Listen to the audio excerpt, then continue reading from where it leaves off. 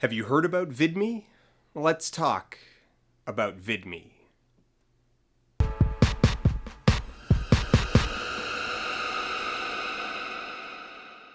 So last week I wrote a short tweet thread mocking VidMe, an up-and-coming competitor to YouTube, for their rather poor site design hinging on the fact that they don't look serious. Their site layout makes them look empty, and they are apparently so devoid of content that Why I'm Leaving VidMe videos are rising to the top. It's not a good look. Now, as things would have it, the thread was seen by Alex Benzer, one of the co-founders of VidMe, and Guy Gunaratney, one of the co-founders of Storygami, the platform that powers Maven Video. Both of them were understandably a bit hurt by the roasting and implored me with a similar plea: get involved, give feedback, shape the future. And it's a nice sentiment, but no, I'm not going to do that. Well, I sort of am, but not directly. What I'm going to do instead is later on I'll rant at length about YouTube's failings and let you extrapolate from there. Online video hosting is expensive. Really expensive. An online presence consists of two major cost factors: storage and bandwidth. And video hosting is kind of the worst of all worlds. With video, there's the added fact that your product, your content, consists of a lot of really large files. So not only do you require the kind of high bandwidth connection of any popular site, you also need a lot of storage to host all of that content. Because of this cost reality, it's simple to say that anyone attempting to build a competitor to YouTube is in some pretty deep money. Anyone who even tries with less will be bankrupt by the end of their first month. With that in mind, you're not paying me to do product development, but I know you can afford it. You're presumably already paying people to do research and development for you, and that likely includes people whose job is to search Twitter and Reddit and comment sections looking for what people have to say about your product. Are they talking about it as a positive, as a negative? What are they responding to? What's driving them away? I mean, VidMe already has a front page meta category for videos about VidMe. So research and development are already part of your business plan, or at least they should be, and I'm not going to do that for free. Second, the relationship between creators and platforms is inherently hostile. There's a huge incentive in the internet age to approach everything as just pals. We're all on the same side, we're in this together, get involved, help the site grow. The main problem there is that it's not actually true. We're not on the same side. Now, I as a content producer and you as a platform developer have mutually beneficial goals that are pointed in the same general direction, but our incentive sets on the granular level are quite different and diverge as the site's popularity grows. As the site gets more and more traffic, your incentive as a platform shifts from managing individuals to managing the product as a whole, and pivots hard towards managing relationships with advertisers instead of content creators. Of particular importance is that as these interests diverge, the individual creators lose bargaining power. Mac, I'm the president and CEO of a major corporation with land holdings in 17 states. You run a burger stand in the desert. I'm national. You're fucking local. To call back to a previous point, this is why I'm deeply suspicious of the just pals help the site grow mentality.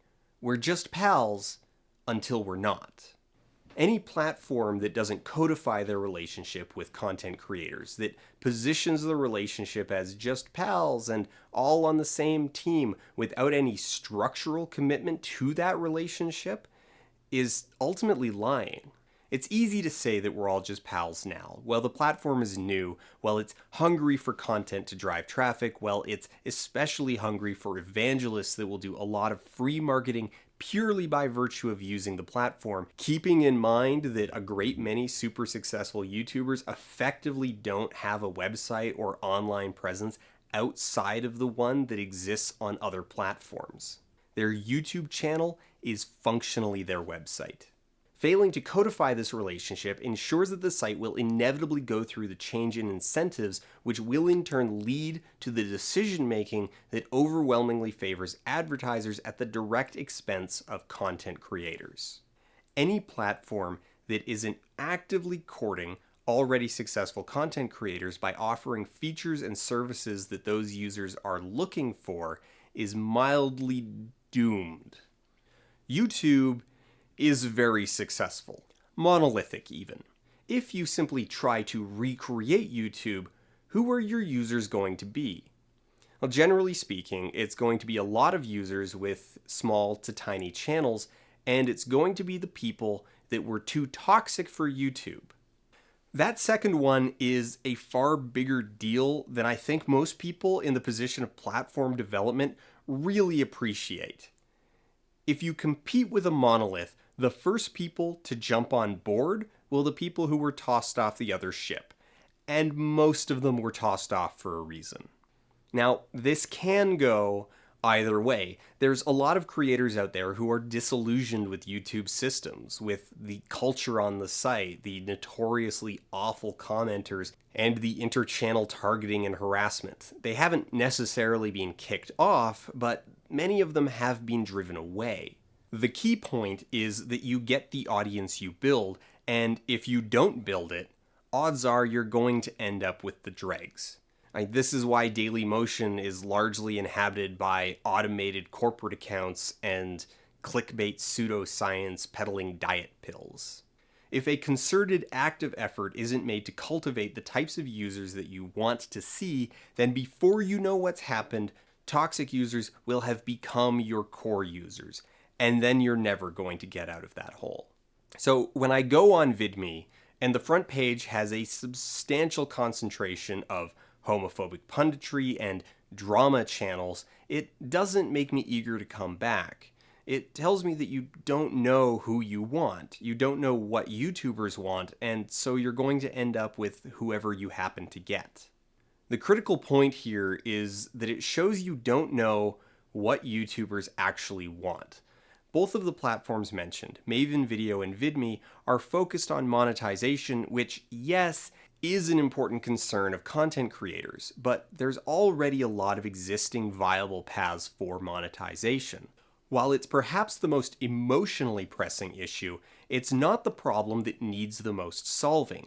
When you elevate monetization solutions to the top of the pile, when that's the selling feature that makes you different from YouTube, it tells me that what you're selling is the image of profitability to a crowd that is otherwise not profitable on YouTube. While there is a certain degree of commendability in the goal of trying to help creators at the lowest tiers get more attention and see some financial reward for their work, I'm inherently cynical towards any platform that positions itself in that way without substantial formalized infrastructure to back it up, because frankly, we've seen it before. And it's because of all your support that we're now announcing this big thing that will bring us closer than ever before by creating a new way for us to create content together. In early 2016, the Fine brothers attempted to launch React World, a brand licensing platform on a similar sort of promise. Using their platform would be a great opportunity to get paid for making reaction videos because you would get the exposure that comes from using the React World brand. But they had no control infrastructure to back it up. There was no quality control and thus no guarantee of performance. It was pure rent-seeking. Maker Studios in early 2017 went through a massive upset that was years in the making. They recruited tens of thousands of small channels with the promise of better ad rates, high-quality brand deals, and the vague promise of exposure and promotion with no solid commitments. In reality, they delivered on none of those and simply skimmed ad revenue off the top of the 60,000 channels they had brought into their network. It finally came to a head when PewDiePie's racist practical jokes made it clear that no one was at the wheel, that Maker wasn't in the business of content and talent development, and were in fact just more rent seekers luring in creators with poorly backed promises of getting paid. And they stole money from a lot of people.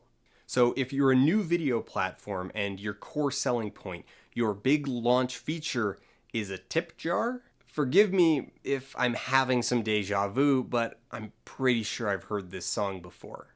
I want to stress that point, the launch feature aspect. We live in a world after YouTube. YouTube already exists. YouTube already has over a decade of development, misdevelopment, feature creep, and general design cruft.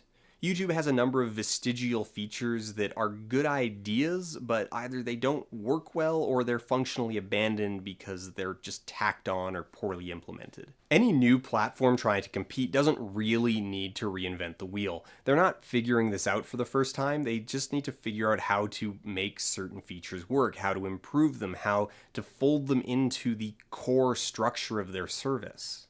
It's the launch features of a platform that are going to tell you the most about a platform's values, both in design and business. What features did they consider to be core to the identity and structure of the platform? Where are their priorities? There's a lot of successful YouTubers who would gladly jump ship from YouTube to another platform if that platform offered features that on YouTube are either lacking or just plain bad. See, what YouTubers actually want is a platform that will take security seriously, that will care about harassment, abuse, malicious use of automated services, will care about filtering and moderation tools and collaboration tools. YouTube has a feature that lets you cluster videos together as a packaged show, but it sucks and no one uses it. And even if you are using it, the user experience is bad and lame. Contrast this with how the now defunct Blip TV structured itself around serial content. Blip was far from perfect, but the user experience for watching something as a show was pretty good.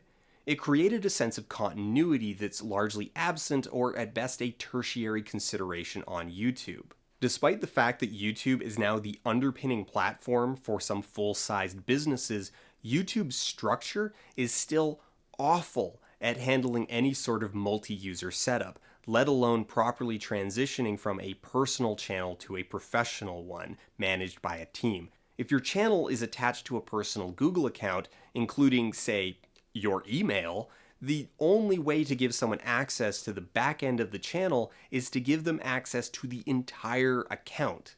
Additionally, powers cannot be partitioned between team members. Anyone with access to the channel enjoys full access to upload, download, delete, rename, moderate, everything. This creates significant security concerns as compromising any individual member of the team compromises everything.